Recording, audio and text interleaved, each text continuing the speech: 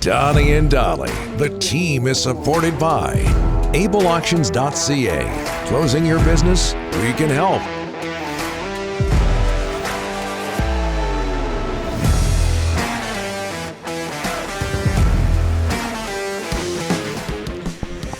All right, just before the guest of the day, which is, in this case, in this hour, John Shannon. He's going to join us in a matter of moments here.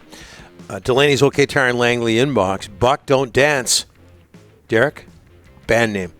Buck. That's unsigned. Don't dance. Meanwhile, we want to remind you, again, we have the proper read here, that Donnie and Dolly is presented by Able Auctions. The owners of Bayview Motorcycles in Parksville, on the island, where Czech is, are retiring and have instructed Able Auctions to sell everything. Several Royal Enfield new and collector motorcycles, Harleys, Can-Ams, and complete service shop with bike lifts, retail inventory, and parts inventory. Everything at Bayview Motorcycles in Parksville will be sold on Saturday, September 24th. Look at those, Rick. Oh, look at that. For information on this auction, other auctions, beautiful, or to get your business assets sold at auction, go to ableauctions.ca, ableauctions.ca. As we bring in NHL Analyst, co-host of the Bob McCowan podcast, as always on a Thursday, John Shannon joins us. How are you, sir? Good, but I can assume now that Rick has never heard Bob and I on the podcast. No, hold it a second. Your Twitter account. I get all the good clips, everything on the Twitter. Yeah, you do. Yeah. So you guys do a good job. That's good. You do a good job of moving your audio on Twitter. Yeah, well, you have to. I mean, you have to. You know, that's our marketing department.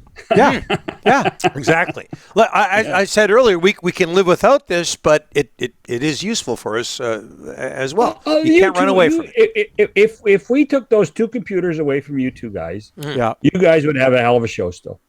It would be easy because it's all about personality. It's all about what you know. It's not about what you know. You don't have to break news for 2 hours. You can tell stories for 2 hours. Yeah, that's what McCowan and I do. That's all we do is sit there and and it works. It works. We sit there and poke each other, and it's just like you guys do. It's fun. It's absolutely fun. And by the way, the only reason John Gibbons is on Twitter is that he's written a book and he's got a podcast coming out, and the people that are advising him saying, "Well, you better get on social media to create higher awareness." So there you go. Yeah, and that's the case with a lot of people, not just John. You can't blame them. Hey, the Blackhawks, we talked about this earlier, John, retiring the number 81 in honor of Marrian Hossa. The ceremony will take place November 20th at United Center. Does he get enough attention as one of the most solid players in recent NHL history? Might be the best two-way player in this century, Donnie. That's how good he was. Yeah, he was... He should have won the Selke Trophy more than he did, if he did at all. I can't even remember. I know he was nominated.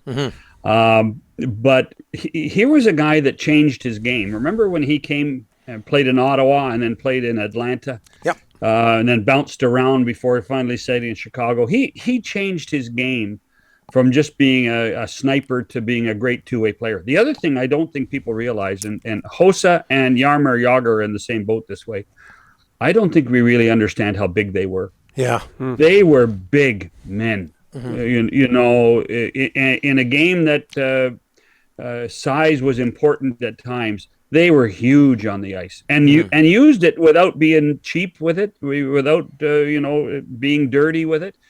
They used their bodies well. And Hossa is one of the great two-way players in the history of the game.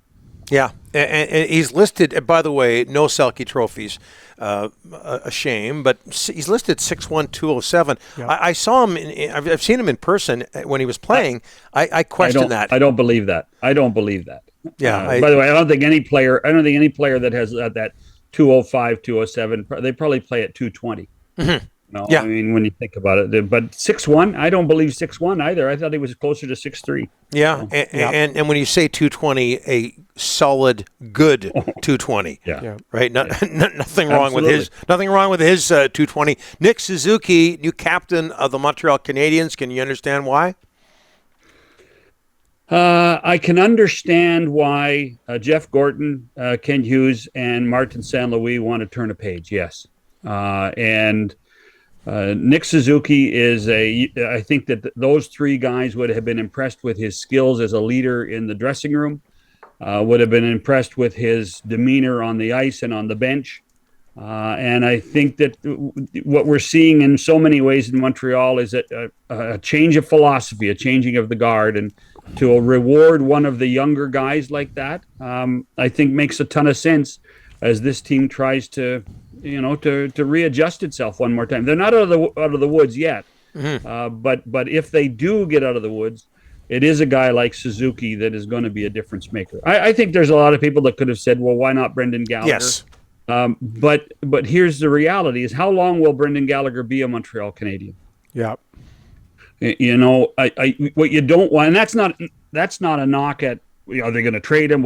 No, that's the reality of, the lifespan of a National Hockey League player, and the way that Brendan plays the game as well. You want a captain to be a captain for 10 years. I don't think Brendan Gallagher is going to be a captain, could be that captain for 10 years in Montreal, where I do think Nick Suzuki could be. John, we are close to finding out, I think, possibly as early as today, if Jake Virtanen is going to get a PTO. His agent's been talking to a few teams. Your thoughts on that, and are you surprised there were teams in on him, and your feelings about this this story? Well, I mean, he would have made more money going to the KHL. Yep. Let's face it. But I think he wanted to stay in North America under these trying times in Europe. Jake Virtanen has some skill. Jake Virtanen, uses his body properly at times. The question becomes, and I think every team would ask the same question, is has Jake Virtanen grown up? Yeah. And if, he came out of junior hockey and playing in the Western League, with the reputation of a great sniper, not afraid to be physical. Heck, I don't know if you were there, Rick, but at the prospects camp in Penticton, we were all there, and Jake Virtanen made the first impact when he hit Connor McDavid. Yeah, remember that? Yep. And I think there was a pure excitement that, wow, could Virtanen play this way all the time? So the question is with everything that Jake has been through, on and off the ice, with the Canucks and without, has he matured enough to play the game that everybody thinks that's in his body? And so that's why I think that there's people prepared to take a risk. There's no risk in a PTO. And really, if he gets a contract, it's probably going to be for minimum dollars. So I'm not sure there's much risk in taking anybody on a PTO at this point. And would he be worth the risk? He might be, if he's got his head screwed on properly. The team back east everyone's talking about is not the Maple Leafs. It is Ottawa. Yesterday, Tyler Mott, Claude Giroux earlier, Alex DeBrincat. What about the summer the Senators have had? Still need a defenseman, really. Yep. That's true. The Chikrin stories are, they never die in Ottawa. DJ Smith's a good coach too. So, and now, there is some irony that this is all happening and the team is turning a corner without Eugene Melnyk alive to see it. But Pierre Dorian basically has been given the keys to the castle, and he's doing what he thinks is best. The Tim Stützle contract, I think, raised a few eyebrows. Yep. When you consider that, for a guy coming off an entry-level deal, is he really worth $66 million? That's a lot of money. I mean, there's not much money different contract between Stützle and Johnny Gaudreau. Who would you rather have? Right now Pierre's paying contracts for guys that have the potential to do something, not that have done anything in the National Hockey League. So that's an interesting one. They're going to be much better. Question still, I think, in goal. Cam Talbot is their starting goaltending now. But Cam Talbot's always played, when he's played well, in front of better defense. So there's a ton of pressure on Thomas Chabot to do what he has to do, but they still need another defenseman. before the season starts or somewhere time. during the season in order to be a difference maker. But at least interest has been sparked in that team, which hasn't been the case for a while.